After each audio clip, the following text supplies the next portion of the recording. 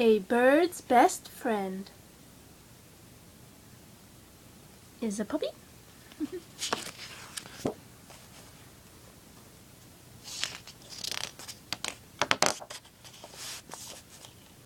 One day, Granny Bird arrived at Big Bird's nest with a surprise for him. "A puppy!" said Big Bird. "And it isn't even my birthday." "I know," Granny said with a smile. "But I think you're old enough to have a puppy of your own. Will you take good care of him? It's a big responsibility." "Sure," said Big Bird. "It'll be fun." "What are you going to name him?" asked Granny. The puppy barked happily. "That's it," said Big Bird. "I'll name him Barkley." "Bark," said Barkley, to show that he liked his new name. Big Bird, Granny, and Barkley.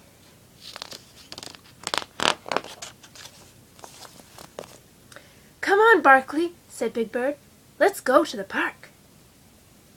"Wait," Big Bird said Granny. "Don't forget Barkley's leash and collar." "Look, the collar has your name and address on the tag." "Always use this leash when you take your puppy out." "I'll take good care of him, Granny," said Big Bird. "Don't worry."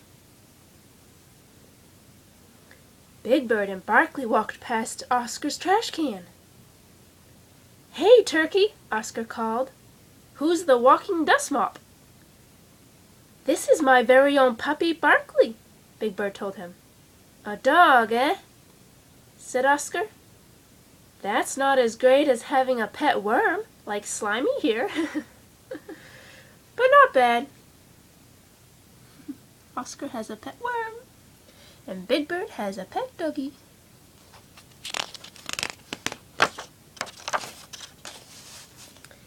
Big Bird met his Sesame Street friends in the park. "Hello, Big Bird," said Grover. "Who is your adorable furry new friend?" "This is my dog Barkley," Big Bird introduced him proudly. "Neato," said Bert. "I'm partial to pigeons, of course, but dogs are good pets too." "Barkley," said Prairie Dawn. "Meet my dog Rustler." Rustler barked hello. "May we play with Barkley?" asked Telly. "Sure," said Big Bird, "but he is just a puppy, so be gentle with him."